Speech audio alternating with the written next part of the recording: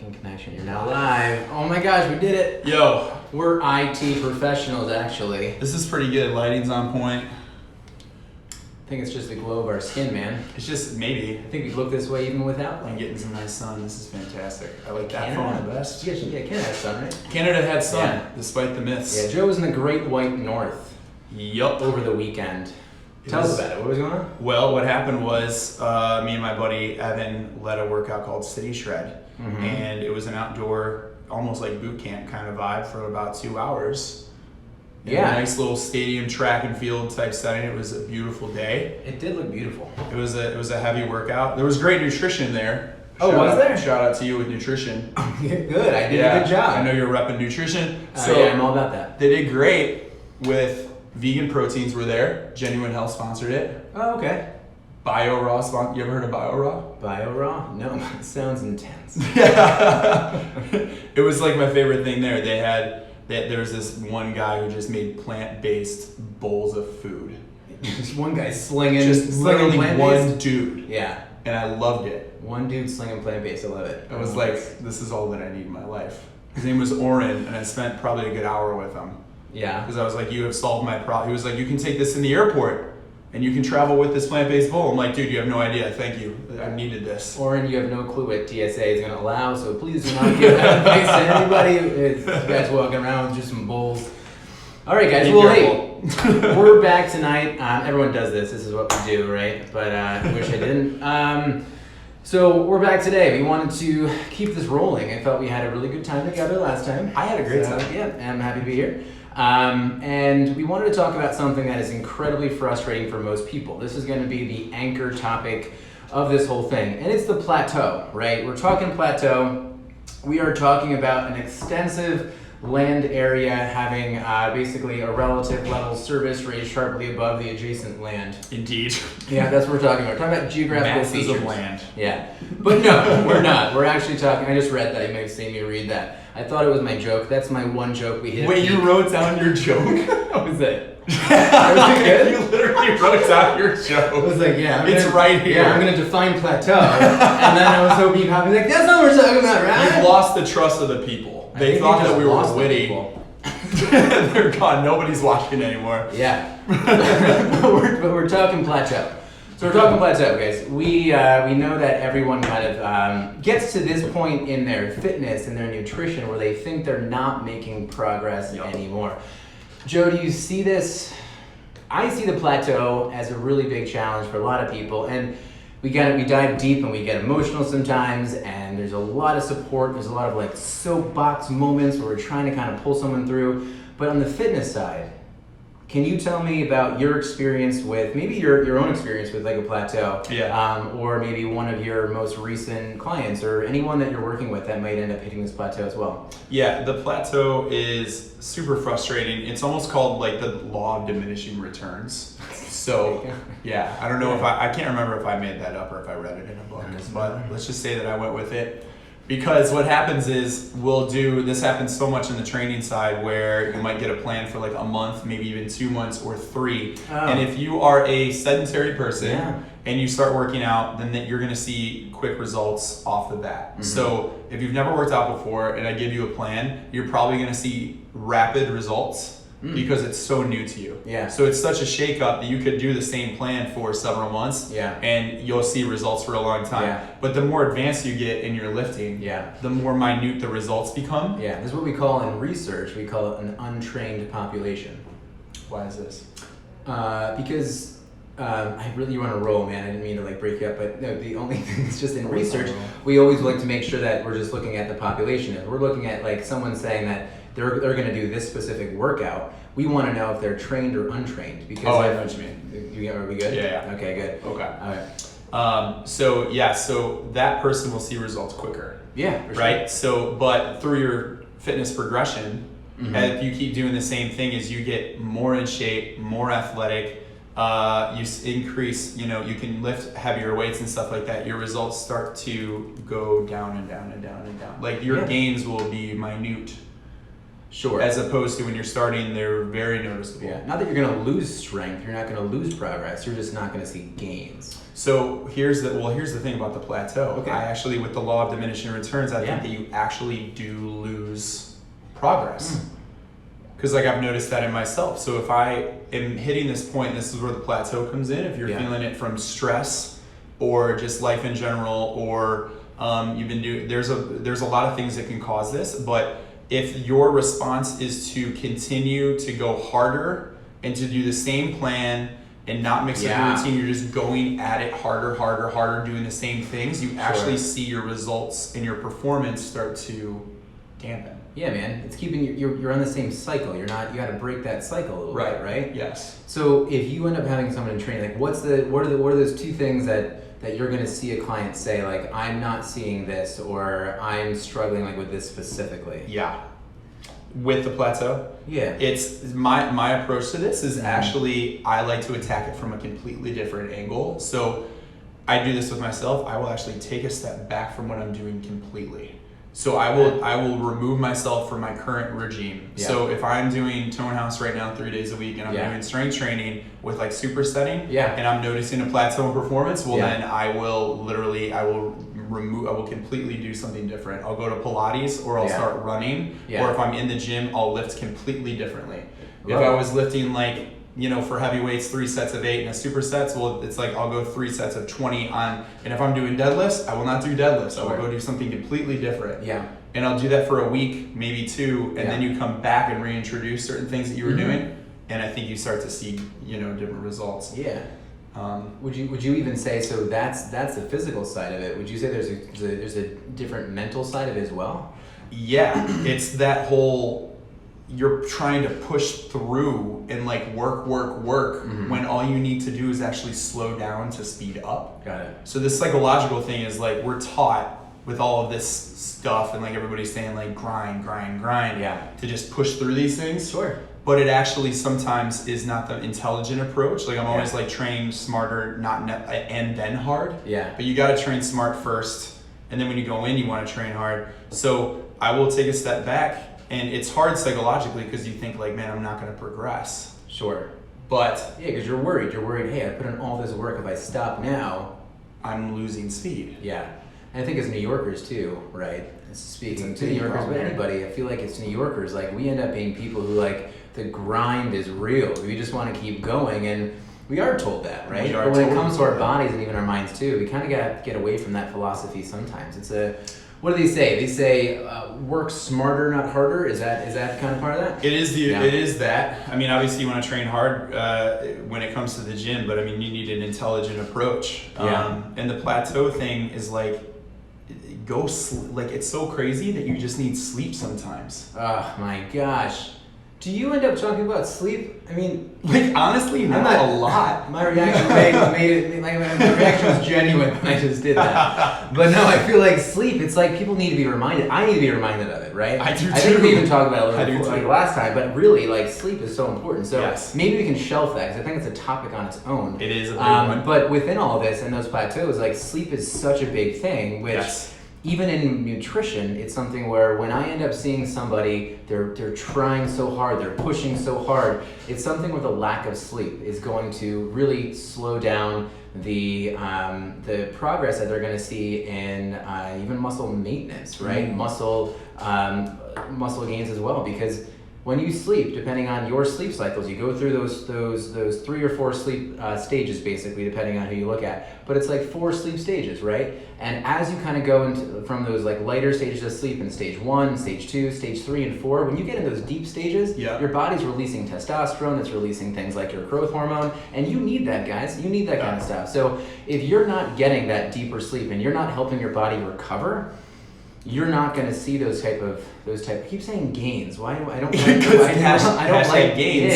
It's important. And whenever I say it, I see the hashtag with a Z, and I'm like, I don't like this. I saw it with that ass, but I got called out. The sleep is freaking huge. Like it happened to me literally. So even when I was in Toronto, as you mentioned, my first response coming off of the plane last night at like 1 a.m. was I was gonna get back to the gym on Monday.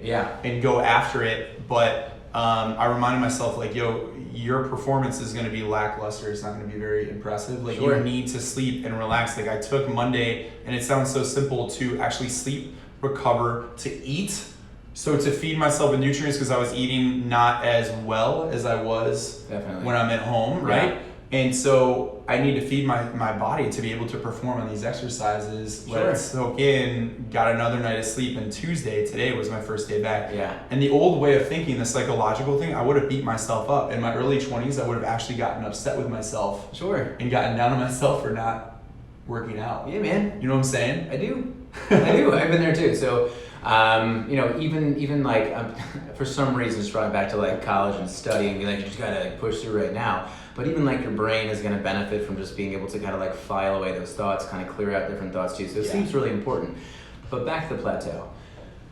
I think with the nutrition is something I end up seeing a lot of people get really frustrated with this plateau. And the thing is, some of the things that Joe just said, it might sound a little counterintuitive or counterproductive or just a little bit different than how Joe ended up saying it. Because a lot of times when I'm seeing somebody and maybe they're focusing on body fat loss, which can translate to something like a change on the scale or whatever we're looking at, we need to make sure that someone understands what they're doing that's positive. So if we see people are able to maintain, let's say that, again, they're looking at something like losing body fat, so just reminding you there, but if they are reducing body fat, they have to keep themselves at a calorie deficit, right? A calorie deficit, but just not too low. We talked a little bit about that last time, but figuring out your calorie needs, your energy needs is so important, but you don't want to be at that maintenance number, so you have to understand what that looks like. And so if we're trying to get a lower body fat, you have to be at that little bit of a deficit. And the thing is, if you're at a deficit of 100 calories, then what your maintenance is per day, well then that can show a change, but it's so minute for some people that psychologically they're not motivated. Okay. So sometimes we have to end up pushing the calories a little bit lower, maybe to like 90, 80, maybe 70% of their overall needs, but we don't want to go under 70%, right? But I think it's really important when someone kind of thinks that they hit that plateau, especially with weight loss. You know how you just mentioned something like you need to take a break a little bit? When it comes to something like calories, you want to make sure that you're consistent with what you're doing. Now there is a certain point where you do want to make sure that you're going to refeed the body, but if you are right now looking to make sure that you're going to be dropping body fat, you have to kind of push through that little bit of plateau. And you do that by making sure that you're reminding yourself the things that you're doing well. Okay, I'm hitting an energy deficit, but it's not too low. I'm eating in a way that's supporting satiety, that's supporting my energy. And so if you're feeling tired, if you're feeling weak, then your calories are too low and you're not going to be able to sustain that. You can't be consistent with too low of a calorie deficit. So that's like when I end up sitting with someone, we talk about calories, I love to make sure that we have them understand where they're currently eating, what their body requires, and even have them even food track for a little bit of time to understand. It brings awareness to what you end up needing so that when you hit that plateau, you can now recall some of that and say, okay, I get it, I understand what I need, and I'm doing it well, I just have to stay consistent. Because if you don't stay consistent, that's where you fall apart. But you have to remind yourself, you gotta be positive that way. Yeah, I like that, dude. So that's true. So I feel that in things that I do. So to kind of reflect on it, I think when I hit a plateau, I notice that I do hit it on my food side as well, where like I do eat lean, and we covered that last time, where I'll eat just enough carbs to kind of get high performance in my workouts. But if I eat too lean for too long, I do feel like my energy drops, and I've learned over time that means like I need to take a day or two to first of all fully sleep and rest, and then have almost like what I call a refeed day, where like maybe I'm not so worried about as following my tight regime that I usually do, and I'm just like, yo, just feed yourself, just eat. Definitely. Right? So I'm just eating more quantity than normal, but it's like it helps so much, and then the next day.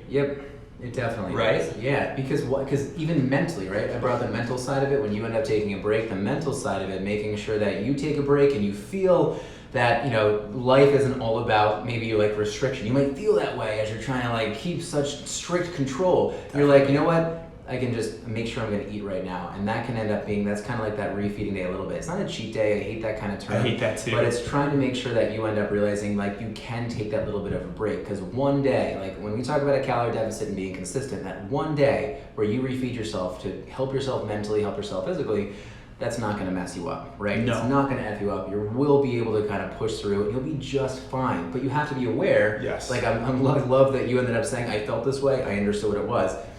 In nutrition, many people can't connect emotions to food, right? But they are emotional with food. How do you create that connection then? Because I think that it's a big one, and like I did this over time. But Yeah. how do you teach clients to create that emotional connection to food? Because like a lot of times you feel this and like you think it's you, like you think there's something wrong with you. Yeah. Versus like, yo, you just haven't eaten enough, so you're feeling tired today. Yeah. But, like other people beat themselves up and be like, why am I tired? Yeah, What's wrong with me? Right? Sure. Like how do you create that? Yeah. Maybe we can transition into just something really, really interesting. And I try and hold on to this topic because it really hits home for me sometimes, but just in terms of the types of hunger that someone might have. I want to make sure we don't get away from kind of our main topic of the plateau. Okay. But if someone is kind of feeling that they don't understand where their emotions are with food, they might kind of feel like they're under eating or their energy's low, they're maybe irritable, they're not seeing the progress right in their workouts, so they end up kind of hitting this plateau maybe in workouts that way. I'm trying to tie this right now back in, but in terms of emotions, if we want to make sure that someone is getting themselves more aware of how they're eating, hunger comes in two different forms. Hunger comes in biological and also psychological. Okay? So when someone is saying that they end up feeling like overly hungry and they feel like they're out of control, maybe they're binge eating a little bit, that's where we want to make sure, okay, are you taking care of yourself biologically first? So like if you and I went on a hike, this is always my example, so anyone I worked with, you're gonna remember this. But I always say, if we went on a hike for like 8 hours, we did like a 16-mile hike. I don't know how fast that pace is. I think it's quick math. Can you do it? 16-mile hike? Yeah, okay, it's cool. I don't know, you do that. No, back to me. Oh well, we're just hiking. But if you're going out on a hike, we're going out for like eight hours, and we come back in this office, and someone puts burritos in front of us. Yeah. We're gonna dive in those burritos. We're gonna destroy those burritos, right? We're so hungry. That's Yeah. your biological hunger. So when someone can understand their biological hunger, why they're eating, if you can make sure you know that you're taking care of your body, getting enough energy in there, that's kind of where the food tracking comes in for some people sometimes, because they want to understand maybe if they are under eating. A lot of times when I go through my training cycles in terms of all of my endurance training, I find that I under eat at the initial stage, kind of where I'm jumping into it. I'm like, why am I so low? And I want to make sure that I'm going to eat enough, and that takes care of my biological hunger, right? Then what we can say is, if you're taking care of yourself biologically, then we want to look into the psychological hunger, where the emotions are, right? So how do you? That was a question that you got, so I'm coming back. All right. So then we have we have that emotional hunger. Now we can tie kind of people's emotions to their food. Yeah. So if your body isn't driving you to go eat food, right? And now you feel like you're eating, or you're out of control, or you feel like you're binging, then that's where we can say, well, now it's psychological. Okay. And psychological hunger comes in many forms, right? And that's the emotional side that we're talking about. Psychological hunger can be something like environmental eating. Like if we had just that side of the room was just full of donuts and pizza and ice cream. Ooh. Eventually, right? Proximity. Eventually, that would proximity eating. We can call it that. It could be something like peer pressure eating, which goes, hey, you want some? You want to get some? Like that happens. Peer pressure eating could be like Aunt Jenna being like, hey, you have to eat more of this. I made it for you. You have to eat it that way, right? So now you're eating, these emotions are driving you to eat, right? Are we on the same page? Are we good? Totally there, yeah. And so we want to make sure that we're understanding that you're eating for emotion at that point. And what you want to start to check in on is are you in a cycle that is now putting you in some sort of lifestyle where you feel like you're out of control, right? So can you now control that? Do you want to keep going from emotional side of eating down to like that binging or something like that, right? Okay. Are we cool? Yeah. And so how do we break that cycle? Usually, we don't have to get too much into this now, but I'll ask someone, I'll say, hey, how can we, in that moment, if you know that you're eating emotionally, no longer biologically, how can we make sure we change your environment, right? Maybe it's physically or mentally. How then can we reach out to someone for accountability, right? That could be like texting a friend, it could be food tracking for some people, but it's making sure you get those toxic thoughts out of your head about like, oh man, what am I doing? I'm so bad, this is not good. And you come back to biological hunger and say, okay, you know what, maybe I just should eat something, try a different kind of snack, drink water, that kind of thing, right? But you do that, and what I would tell someone is if you're eating emotionally and you just try to do something different and it brings you right back to you eating that food or binging, go ahead and binge. Because at least you tried to break the cycle. And the next time it comes around, we're going to try some different things. So it's kind of like support that way. But the worst place you can be in is your biological hunger not being under control and then your psychological hunger being out of control, right? So like us going on a hike, we come back here, we have burritos and we have the pizza and the ice cream, all that stuff over there, right? Yeah. And now we're thinking that, hey, you know, we're tired and we're emotional, and we're gonna eat these burritos, and then we're gonna go eat that too, because our emotional eating is there. Okay. Right? So we wanna make sure that what we're doing is not letting the emotional eating kind of really drive us. That's a big thing. That is huge. That's a lot of self-awareness and like a lot of, I feel like, just journaling even, like how you feel with certain things. Sure, it takes time. It's not gonna happen overnight. You have to, that's exactly what I talked about. Just how do you really develop the emotional side of eating, how do you connect, right? Yeah. And so you need to make sure that you're actually connecting not the drive to eat, but the thoughts around it. Yeah. Cool? Yeah. Yeah. And that can help with the plateau too, because the plateau is something where if you kind of let things drive you too much to eating, then we want to make sure that that we know that you're not overeating at that point. Elise wants to know if there's donuts and pizza in here. There are. Elise, you'd never know, because you know what? You didn't join us this time around. Thanks a lot. Richardson wants a master. We should start a master class. Like singing? No, master class is like where we. Just kidding. No, it's all. Holy moly! I'll tell him what it is later. Okay, we can do a master's class. Master class is great. Let me see if I can pull up this question. So if you're just starting off and have plateaued, would lifting more or holding longer work as well, or is it stepping back? I'm not sure what the second part is, or holding longer. Maybe holding on to that same routine longer? So I think that stepping back is usually the right way to go on that type of thing with a plateau. I love variety big time. Yeah. So like I think this is like a tie up to certain things from the training side with plateaus. Sure. There are 3 ways to develop a training program, and they need all 3 characteristics.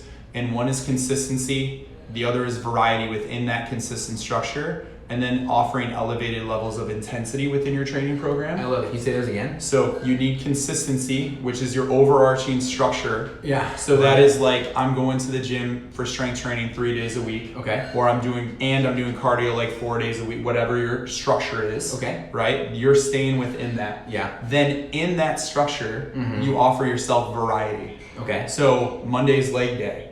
Yeah. Tuesday's upper body day. Okay. Here's my cardio. Yeah. Right? Now, week to week, month to month, you need to follow that structure and enough variety, but then you need to offer elevated levels of intensity.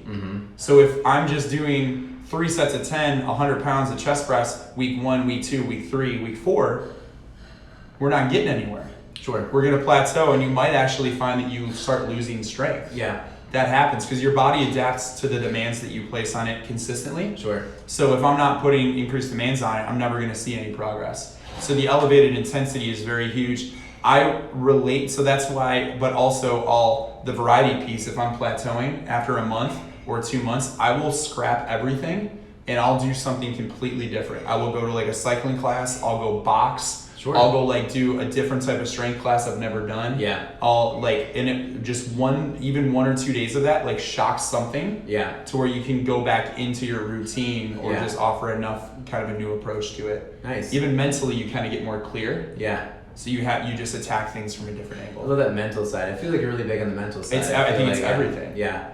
Yeah. Where within that mental side, right?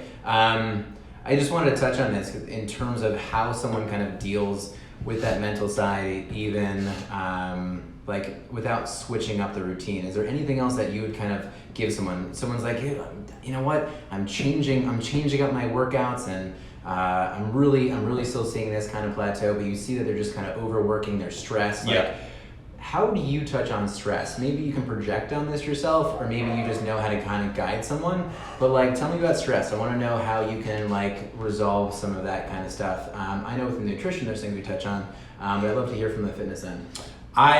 This is the same for every aspect. It relates to training, but it relates to just honestly anything, business, relationships, your personal life in general. Like anytime I'm stressed out. So if it's related to fitness and I'm just like hitting, a frustrating point, I notice that I will get in this little rut.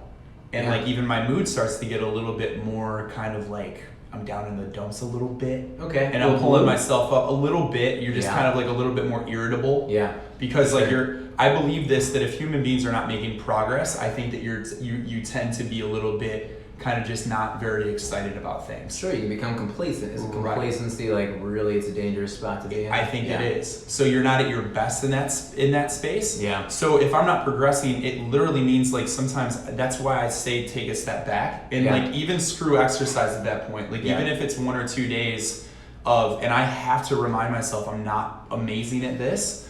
It's hard to believe, Joe. But taking a day or two to do exactly the opposite of what you normally do and sit with your thoughts, get good sleep again, clear your head, eat good food, and then I will just sit in silence by myself for like a day, go for a walk, and bring a journal pad with me. And I'll think about questions that I'm trying to solve. Yeah. And because I've taken a step away from things, me coming back and reintroducing these problems, I attach them in a different angle because my mind is fresh. It's that feeling of like, when you are working for like 3-4 months in your job and you're just like doing 6 days, 7 days a week, and then all of a sudden you take a 1 week vacation and you go to the Bahamas, and then all of a sudden on day 3 or 4 in the Bahamas, you have like all these epiphanies and you have all this refreshed energy and you're like, oh my God, I'm going to do this differently. Moments, I'm going to do that differently. This, I'm going to solve it. Yeah. It's that, can you recreate that feeling without going on vacation? Yeah. That's good. I like that. That's good stuff. Yeah, I feel like your body kind of goes through that as well, which is definitely helpful there. This might be a lot of times where someone might ask me about, hey, if I'm feeling this way right now, to kind of like reset my body or cleanse my body. And I wanted to let you guys know there's no way that you're going to go through like some detox or some kind of cleanse, right? Because that's how people kind of approach the nutrition side of this. And I want to make sure that what people do is that there's nothing you're going to do to be able to make up for things except not add more of that stuff in there. So usually it's going to be things like if people are using they're maybe, I was going to say using recreational drugs, but I guess it's part of it. But I was just going to say like having more of that alcoholic binge weekend, like eating, like overeating, having things that are higher in sugar, higher in too high in saturated fat, that kind of stuff can just put more stress in the body. We just want to come back from that and just reduce some of those things and make sure that you end up prioritizing other things, like make sure that, get back on the timing of meals, make sure that you're focusing on getting some lean protein in, right? Where that's going to come from. Make sure you're hitting some of your fiber goals and stay hydrated, right? Those are 3 things you really want to make sure you're doing. Timing, protein, fiber, and then as well, you want to get your hydration in there. That usually can just kind of truly be the real reset for someone's body and help them kind of come off of that stress and kind of maybe work even through a plateau as well. Dude, it's weird how if I'm feeling tired, how it's actually I'm dehydrated. Sure. And then I chug water. So like I've learned this about myself. I used to think I need more coffee. So in my old job I would go, I'm tired, let me get more coffee. Sure. But then I've learned through the years that I'll take like a liter of water and I'll just chug as much as possible. Yeah. And I get all kinds of energized. Sure, yeah. I think that. But how many that times do you make mistakes? Like, do you not see that where people are dehydrated, that don't they crave like worse foods simply because they're dehydrated? Love that. That's a really good point, because something when we end up being underhydrated, right? The same mechanism inside of your head that's going to tell you that you're underhydrated or dehydrated is going to be the same mechanism that's telling you that you end up having a food craving. Ooh. And what I'll tell you is that within our society, this is something where I think that we've primed ourselves when we're thirsty. I think you can argue that it's going to be more satisfying. At the same time, it's going to be a lot easier to grab food than it is just water. Water's boring. Water's not going to be anything exciting. So you have to make sure, and I always tell people, don't get behind on your hydration. The thing is, like, coffee can be part of that hydration, but if you over caffeinate, right, that's going to be where you can get the jitters in there. That's where, like, you're not going to feel all that stable. It's going to be an issue, right? So you really want to kind of keep a track on caffeine, but the overall hydration you can still get from some from coffee, unsweetened teas, seltzers. Someone just, that was a great idea. It's not something I even thought of, but even if you're out somewhere and you're trying to kind of stay hydrated at like a bar or a restaurant, someone said, hey, some soda water with some bitters in it. It ends up looking like alcohol. You're kind of like drinking That's that. a trick and right I thought there. it was really good. Yeah. So That's a good trick. Yeah. Because alcohol is kind of a big challenge too for most people. Let's segue there because got we it. had a Did question we do it? about this. We did it. Okay. And now let's go into the Yeah. fun section Nice. of booze. It's summer, Yep. right? So we're still trying to be fit and healthy, but like, Yeah. God bless. Yep. I want to enjoy life a little bit. Yeah, you know what I call the summer in New York in terms of nutrition? What? Because people have a really hard time like during the holidays, right? The holidays are when people are like, oh man, I got so much food around me. That psychological thing kind of comes and they're overeating. Summer is New York City's warm holiday All right. because It's a rooftops open. It's a long ass holiday. It's a long ass holiday. And people become so challenged because people are outside, there's barbecues going on, people are a little more social, we're not bundled up, we're not, in such a challenging position to just be happy. So people are out and they're drinking more, and alcohol can play a really big role in terms of keeping someone on a plateau, Oh, right? So nice tiebacks. I'm trying, This man. is impressive. I feel like I'm good at this right now. You've been doing this for years. But yeah, if we're looking at kind of like getting someone off plateau, if things like alcohol are coming in, but alcohol can really be something that can throw somebody off. And the rule that I give people is I try and come from a place, people know this, the prioritized lifestyle, making sure that you're not coming from a place of restriction. So when you end up going out, making sure that you're giving yourself that non-alcoholic drink goal. Make sure that you are pushing something like the hydration. Make sure that you're not drinking, one, because you're thirsty, making sure that you're not drinking because it's awkward, now you're just trying to kind of break the ice, and that you're also not drinking just because you have an oral fixation. And that might sound strange, but I think everybody does. It's like even right now, I'm grabbing water, I'm like, I don't even need water. It's There's grabbing something water. that makes you feel comfortable in a crowd when you just have a cup with you. Yeah. If everybody else has a glass. You look like- strong then. Yeah. Also, these cups, they're like metal. They feel good in your lips. They, Don't they? they do. Yeah. It's always half full. It's always half full, Shout out guys. to WeWork. We work. But yeah, so you want to make sure that you're kind of giving yourself that non-alcoholic drink goal, not to displace alcohol. It's not to say, hey, they're drinking water so they don't have time to drink alcohol. It's to make sure that you're not drinking alcohol, one, because you're thirsty, two, because it's awkward, and three, because you have an oral fixation. So a 4-drink non-alcoholic goal, 4 non-alcoholic drink goal. That's what I want to be hitting on for most people. Do you just say don't have alcohol at all, or is that like have your 4 non-alcoholic and then have your drink? Sure, Is that like you a can rule? front load, you can back load, you can get your drinks in between, right? But it's all about making sure that you are cutting through those other 3 challenges that you might end up having. But that doesn't mean that you're not gonna have alcohol. What's your go-to? So, all right. So lately it's been tequila. Nice. But I'm also a whiskey person. I drink straight, like on the rocks or neat. So like I don't get cocktails. So manly. I know. So manly. That's really good.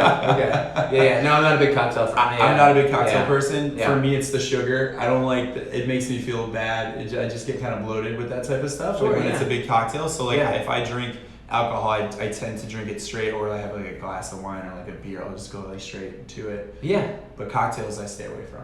Yeah, usually those like mixers, right? So I think the question I get most of the time, like besides my awesome standpoint of the prioritized lifestyle and pushing hydration, Hashtag. the just calories. Like, what is the lowest calorie option for It's you? always the question. Right? That's always like, Is what there can I one? drink then? Is there one, like on your standpoint, like is there a best alcohol to drink?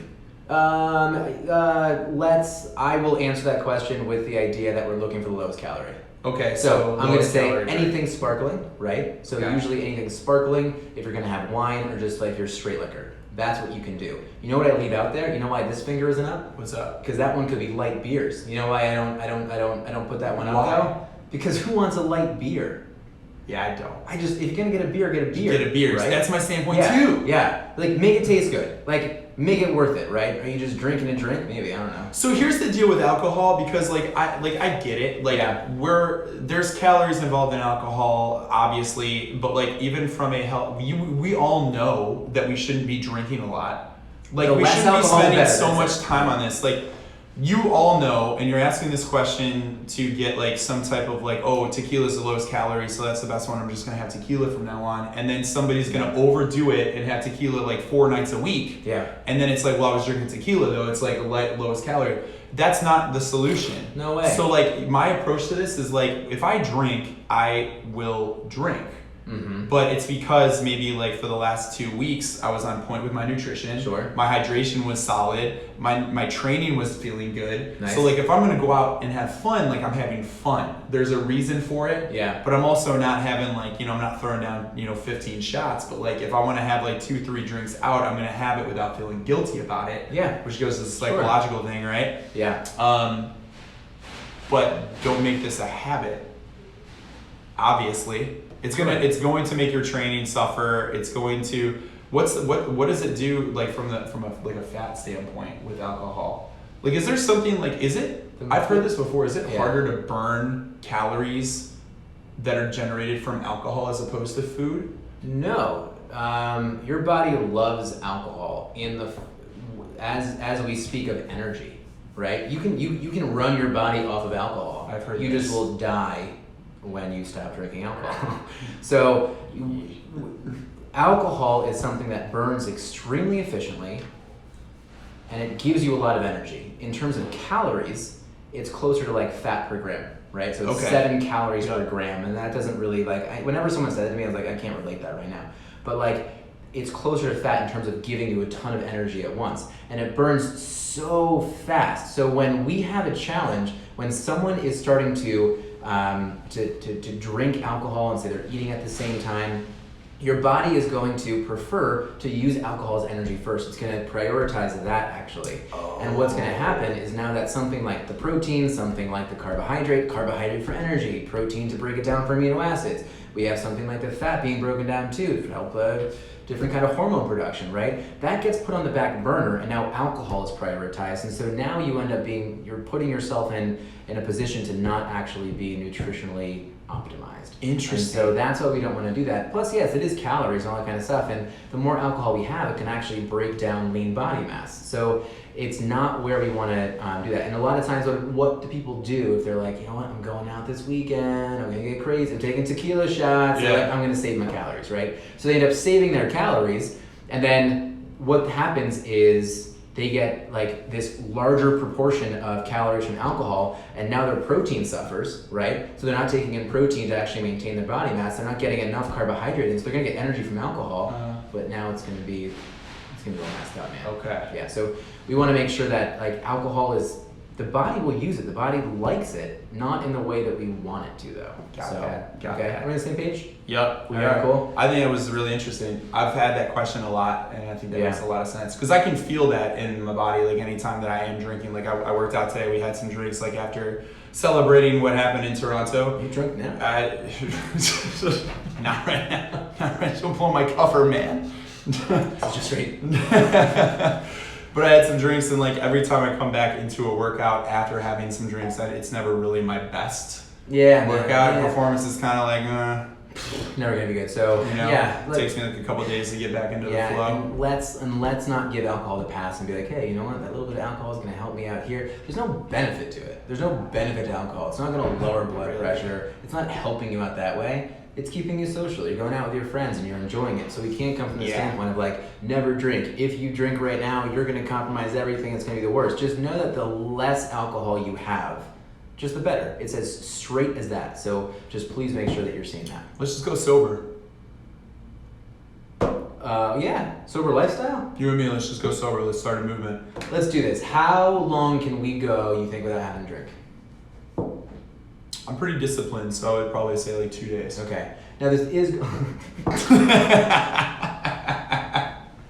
You got me. That was good, buddy. You're still going. Yeah, no, it was. I was getting serious for a second there. All right, so 2 days. That's our goal. Can anyone else go 2 days without drinking alcohol? Let us know. All right. We gotta set the bar. It's gotta be obtainable, and then we'll. Yeah.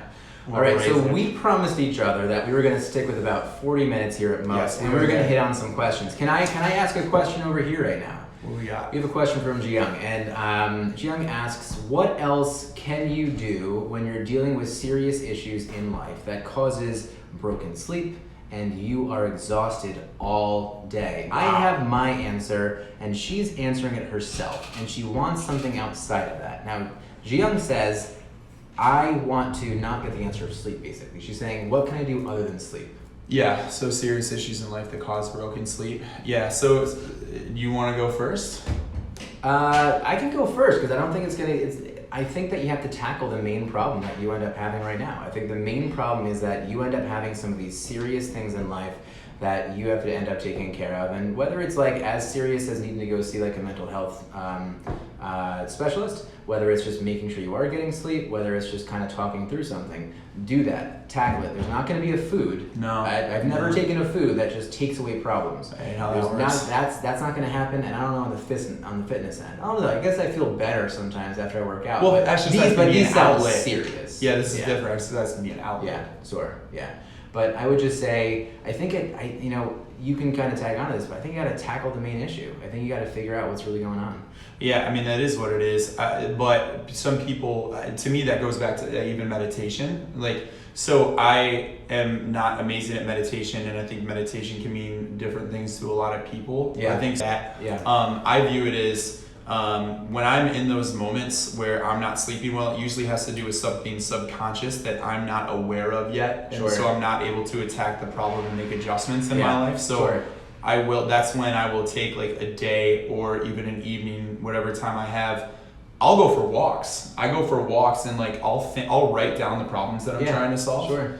And there's something happens too, like in the brain, the way that we learn and tackle problems that I think in philosophy, like I love reading philosophy, and there's this dude, Alan Watts, who's an older philosopher who talks about this. He's like, if you're staring at a problem for too long and you can't solve it within like 60 seconds, then you need to step away from the problem.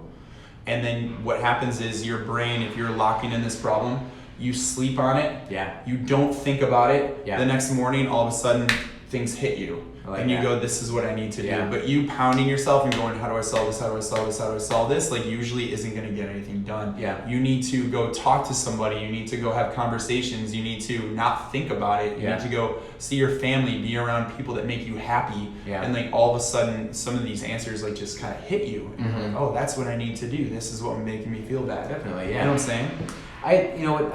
The meditation side I think is really interesting.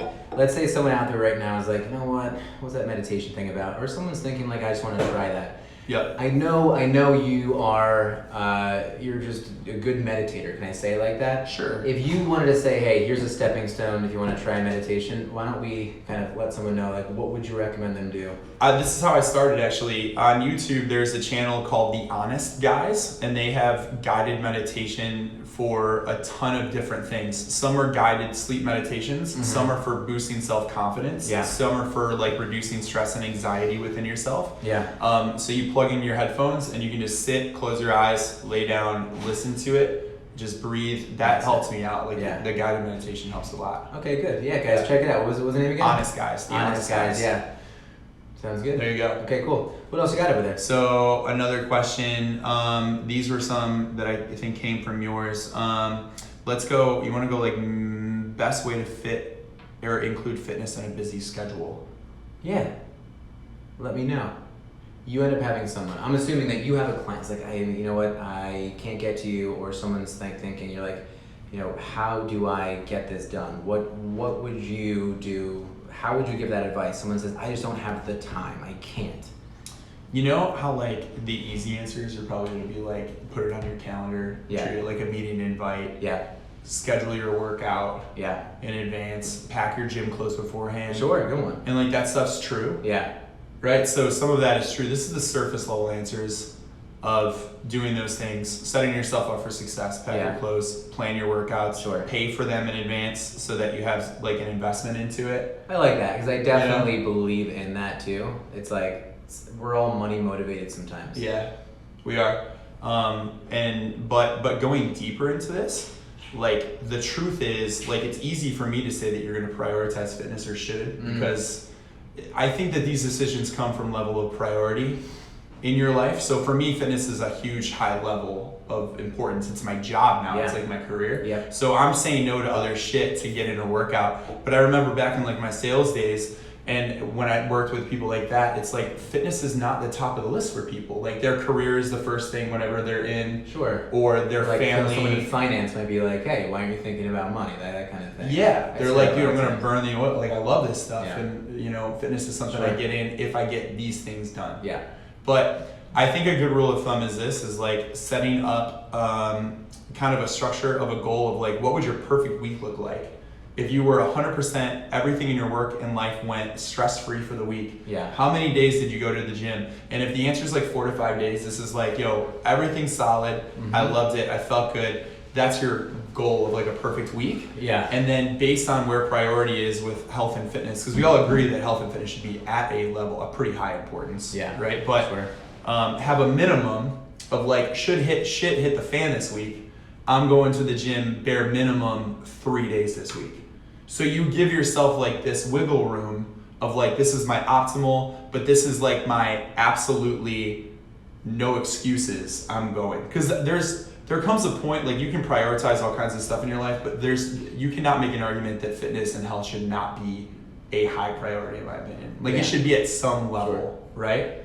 So I just like giving people realistic expectations. Like not everybody's an athlete, not everybody loves it the way that I do, but we all agree that we should be active and healthy. So can you lock into yourself and give yourself like that achievable kind of number? That, man. Yeah, you need to, I think it's just kind of like not lowering the bar, but making sure that it's an achievable goal for you. Right. Make sure it's something where like you just have to kind of put it out there. I think like doing a daily audit too of maybe your time. Right? Kind of like actually writing it down. I got up and what did I do? Oh man, I was on social media for 3 hours. Yo, okay, I gotta make sure I end up changing that. So as we're I think that's definitely good.